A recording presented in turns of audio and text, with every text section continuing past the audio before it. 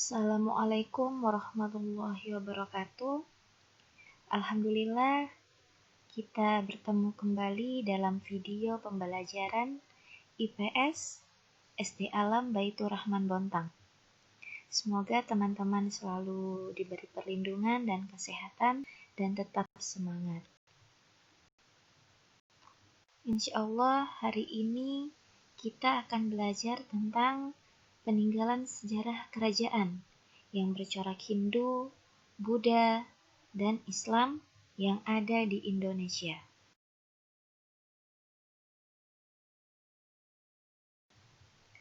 Sebelum adanya pengaruh kerajaan Hindu, Buddha, dan Islam, nenek moyang kita sudah mengenal hidup berkelompok, hidup nomaden atau berpindah-pindah, mulai mengenal bercocok tanam dan berburu, serta menganut kepercayaan animisme dan dinamisme. Animisme adalah kepercayaan bahwa setiap benda di alam memiliki roh. Sedangkan dinamisme adalah kepercayaan bahwa benda-benda memiliki kekuatan sendiri. Adapun kerajaan Hindu yang ada di Indonesia, ada Kerajaan Kutai, Tarumanegara, Kahuripan, Kediri, Singosari, dan Majapahit.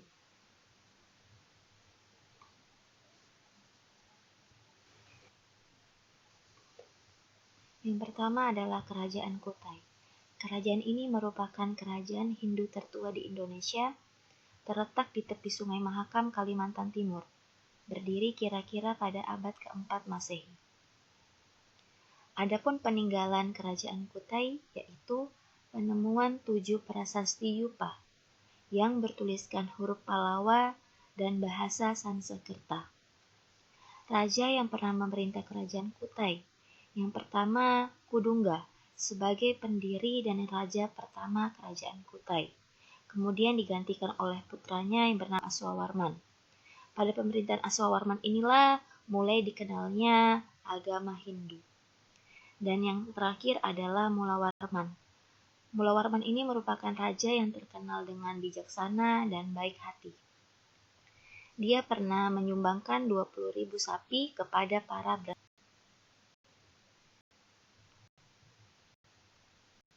Yang kedua adalah Kerajaan Tarumanegara. Kerajaan ini merupakan kerajaan Hindu tertua di Pulau Jawa, terletak di Bogor, Jawa Barat, dan berdiri kira-kira pada abad ke-5 Masehi. Adapun peninggalan dari Kerajaan Tarumanegara, ada prasasti Kebun Kopi, prasasti Tugu, prasasti Jambu, Muncul, Ciareten, Cintahiang, dan Pasir Awi. Prasasti ini juga bertuliskan huruf Palawa dan bahasa Sanskerta. Pada prasasti Ciareten, di sini terdapat telapak kaki Raja Purnawarman, dan Raja Purnawarman merupakan raja terkenal pada Kerajaan Tarumanegara. Selanjutnya yaitu Kerajaan Kahuripan. Kerajaan ini terletak di Jawa Timur dan didirikan oleh Airlangga dan berdiri pada tahun 1009 Masehi, dan dia merupakan kelanjutan dari Kerajaan Medang yang runtuh tahun 1006 Masehi. Kerajaan Kahuripan dibangun berawal dari menikahnya Airlangga dengan putri pamannya yaitu Dharmawangsa Teguh. Tiba-tiba kota Watan diserbu Raja Wurawiri dari Waram, yang merupakan sekutu dari Kerajaan Sriwijaya. Dalam serangan itu Dharmawangsa Teguh tewas, sedangkan Airlangga lolos ke hutan pegunungan Wanagiri. Nama Airlangga sendiri merupakan gelar yang diterima karena berhasil mengendalikan air Sungai Brantas yang bermanfaat bagi rakyatnya pada saat itu. Ketika sudah tua, Airlangga menyerahkan urusan pemerintahannya kepada kedua putranya. Ia pun memilih untuk menjadi seorang petapa di pegunungan. Namun, kedua putranya bersaing memperebutkan kekuasaan. Akhirnya, Airlangga pun membagi kerajaan menjadi 2, yakni Kerajaan Kediri dan Kerajaan Jenggala, Yang kedua kerajaan tersebut dibatasi oleh Sungai Brantas. Selanjutnya adalah Kerajaan Kediri. Kerajaan Kediri merupakan pecahan dari Kerajaan Kahuripan, terletak di Jawa Timur di sekitar Sungai Brantas. Adapun raja yang pernah memerintah Kerajaan Kediri, yang pertama Raja Kameswara. Pada saat pemerintahan Raja Kameswara, Kerajaan Kediri ini mencapai puncak kejayaannya. Sedangkan yang kedua adalah Raja Jayabaya. Raja ini merupakan raja terbesar di Kediri dan terkenal dengan ramalannya yang disebut dengan Jangka Jayabaya. Dan yang terakhir adalah Raja Kertajaya. Adapun kitab-kitab peninggalan Kerajaan Kediri. Pada saat Kerajaan Kediri di sini sudah terkenal dengan karya sastra, sehingga peninggalannya berupa kitab-kitab. Yang pertama ada Kitab Smaradana, karangan Empu Darmaja. Dan yang kedua Kitab Wangsa, karangan Empu Anulu. Dan yang terakhir Kitab Krinayana, karangan Empu Triguna. Selanjutnya yaitu Kerajaan Singosari. Kerajaan ini terletak di Singosari, Jawa Timur. Didirikan oleh Ken Arok sekitar abad 13. Dan Kerajaan Singosari berasal dari daerah bernama Tumapel yang dipimpin oleh Tunggul Ametung. Adapun raja yang pernah memerintah di Kerajaan Singosari, yaitu Ken Arok sebagai raja pertama dan pendiri kerajaan ini. Dan yang kedua ada Anusapati. Nah, Anusapati di sini adalah anak dari Tunggul Ametung. Dan yang ketiga Tohjaya, anak dari Ken Arok. Dan Wisnuwardana, anak Anusapati. Dan yang kelima Kertanegara, anak dari Wisnuwardana. Pada masa Kertanegara, Singosari mencapai puncak kejayaannya. Adapun peninggalan Kerajaan Singosari, yang pertama Candi Kidal, Candi Jago, Candi Kagenengan, Candi Singosari, dan patung Prajna Paramita. Nah, di sini Candi Kidal merupakan tempat pemakaman Anusapati, Candi Jago sebagai tempat pemakaman Ranggaweni, Candi Kagenangan sebagai tempat pemakaman Ken Arok, dan Candi Singosari sebagai tempat pemakaman Kartanegara. Sedangkan patung Prajna Paramita merupakan tempat pemujaan terhadap Ken Dedes. Nah, di sini Ken Dedes merupakan istri dari Tunggul Ametung yang setelah dia wafat diangkat menjadi permaisuri oleh Ken Arok.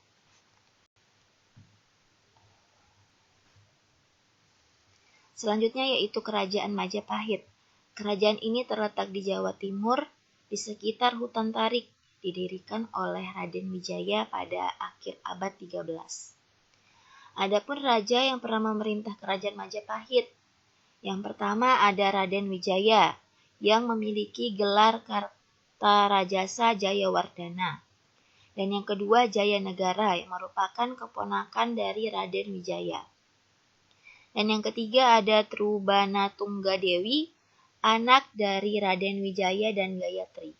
Pada masa pemerintahannya, Gajah Mada diangkat menjadi patih yang dikenal dengan Sumpah Palapanya, yang berbunyi dia bersumpah untuk menaklukkan seluruh Nusantara di bawah kekuasaan Majapahit. Dan yang keempat, Hayam Huruk, anak dari Tribuana Tunggadewi dan Kertawardana. Pada masa pemerintahannya, Majapahit mengalami puncak kebesaran dan zaman keemasan. Adapun kitab-kitab peninggalan Majapahit, yaitu Kitab Negara Kertagama, karangan Empu Prapanca. Di sini isinya tentang masa pemerintahan Hayam Huruk. Dan yang kedua ada Sutosoma, karya Empu Tantular yang berisi kata Bhinneka Tunggal Ika. Dan yang ketiga ada Arjuna Wijaya, karangan Empu Tantular. Ini mengisahkan seorang raksasa yang dikalahkan oleh Arjuna Sasrawu. Selanjutnya adalah kerajaan yang bercorak Buddha di Indonesia. Ada kerajaan Kalingga atau Holing dan kerajaan Sriwijaya. Kerajaan Kalingga atau Holing terletak di suatu tempat di pesisir utara Jawa Tengah, Indonesia, sekitar abad ke-6 sampai ke-7 Masehi. Agama yang berkembang di kerajaan Kalingga adalah agama Buddha Hinayana.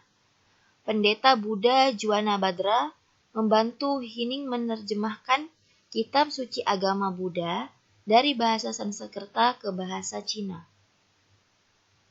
Raja yang pernah memerintah kerajaan ini ialah Ratu Sima, seorang yang terkenal dengan ketegasannya. Pada masa pemerintahannya, rakyat hidup makmur dan tentram. Selanjutnya yaitu Kerajaan Sriwijaya. Terletak di Palembang, Sumatera Selatan, di muara Sungai Musi pada abad ke-7 Masehi. Asing pendeta Buddha yang berasal dari Cina, menerjemahkan kitab suci Buddha dari bahasa Sanskerta ke bahasa Cina, dan juga banyak menulis tentang sejarah dari Kerajaan Sriwijaya. Ada 2 mahaguru agama Buddha dari India yang ada di Kerajaan Sriwijaya, yaitu Sakyakirti dan Dharmapala. Masa kejayaan dari Kerajaan Sriwijaya ada di masa pemerintahan Bala Putradewa. Dan Kerajaan Sriwijaya mencapai puncak kejayaannya karena merupakan persimpangan dan pusat lalu lintas India dan Cina. Dan yang kedua, Kerajaan Sriwijaya memiliki maritim dan pusat perdagangan di Asia Tenggara. Yang ketiga, sudah adanya pusat pendidikan dan penyebaran agama Buddha. Adapun peninggalan dari Kerajaan Sriwijaya, ada kedudukan bukit, ada Talang Tuo, Telaga Batu, dan masing-masing ada di kota Palembang. Sedangkan kota Kapur ada di Pulau Bangka dan Karangberahi ada di daerah Jambi. Selanjutnya yaitu Kerajaan Islam di Indonesia. Ada Perlak, Samudra Pasai, Aceh, Demak, Mataram, Banten, Goa Talo, Ternate Tidore, dan Cirebon. Selanjutnya yaitu Kerajaan Perlak.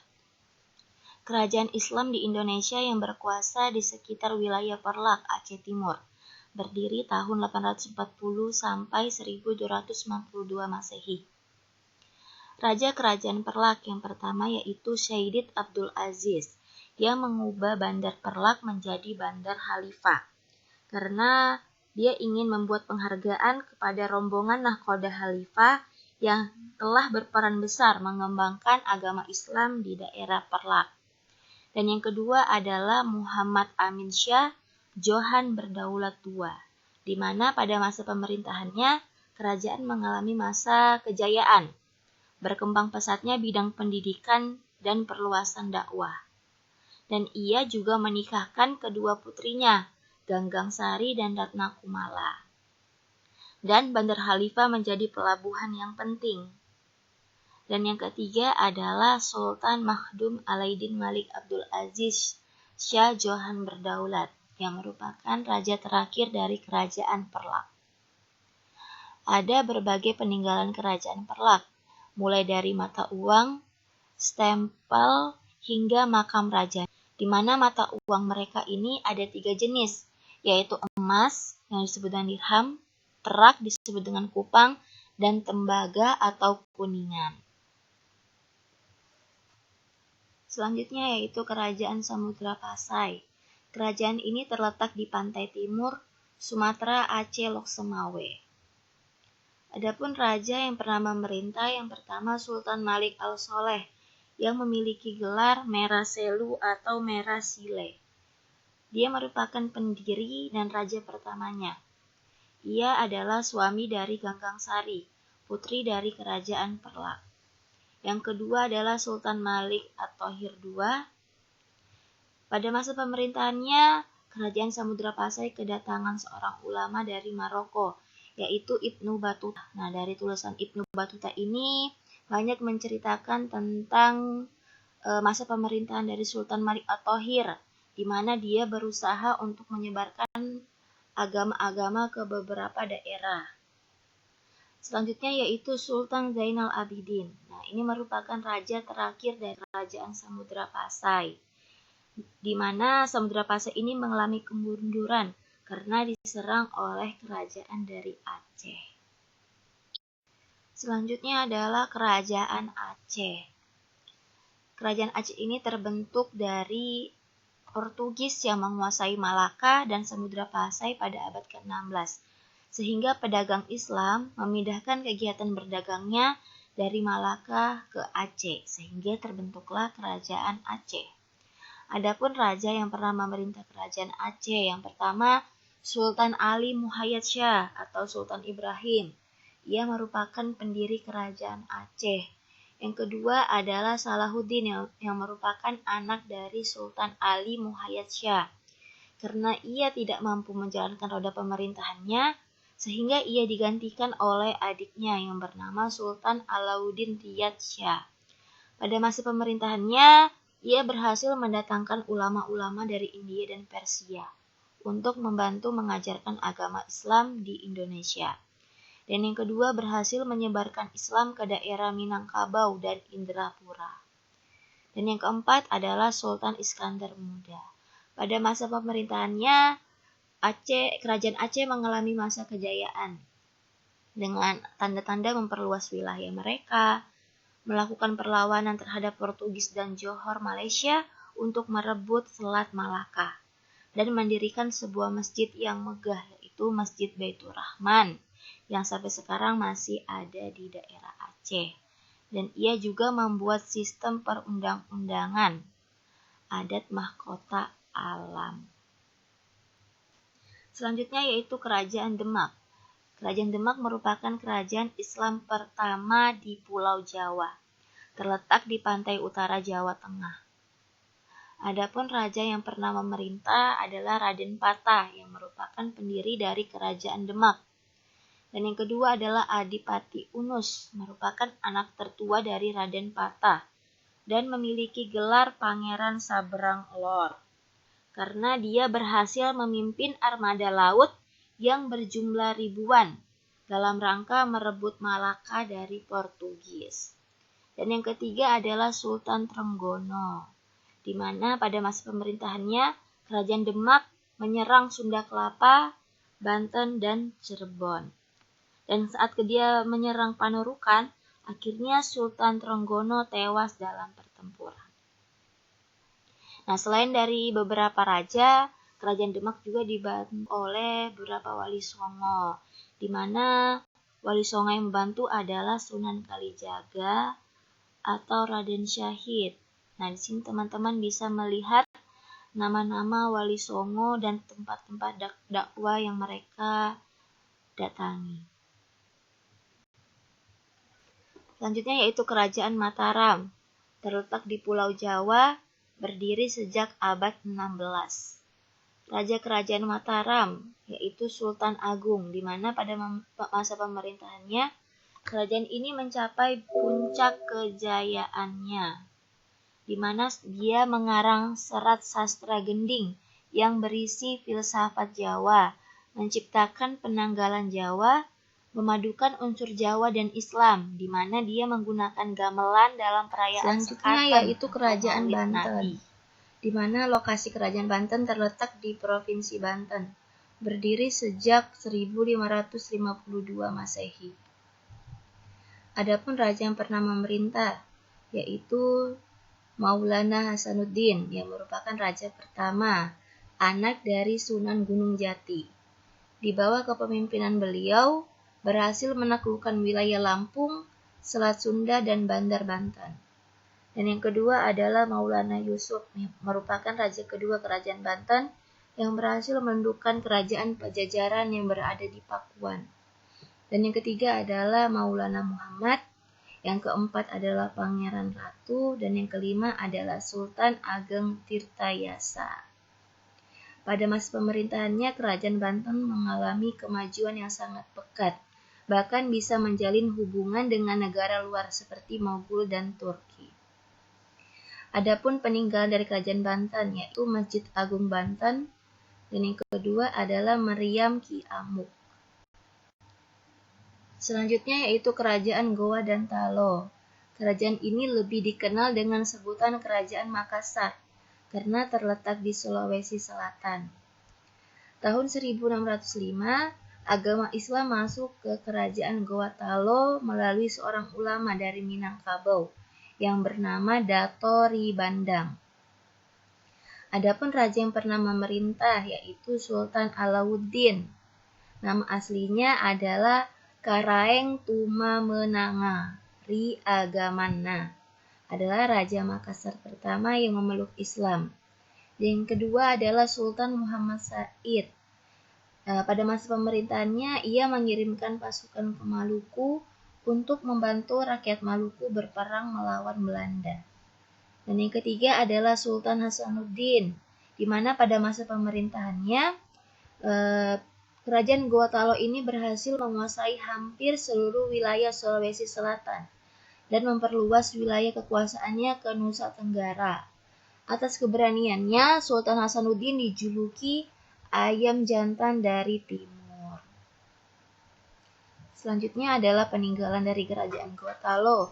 Ada Masjid Ka dan Benteng Fort Rotterdam.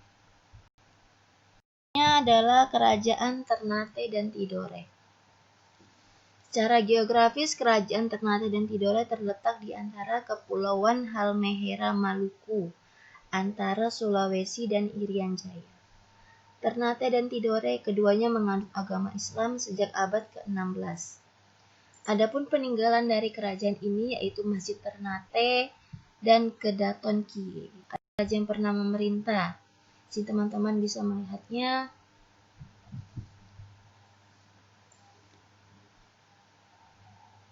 Ini adalah Kerajaan Cirebon. Nah, Kerajaan Cirebon ini terletak di perbatasan antara Jawa Barat dan Jawa Tengah.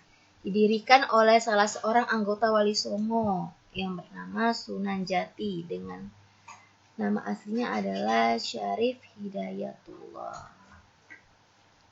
Adapun peninggalannya adalah Keraton Kesepuhan Cirebon dan Keraton Kanamon Cirebon.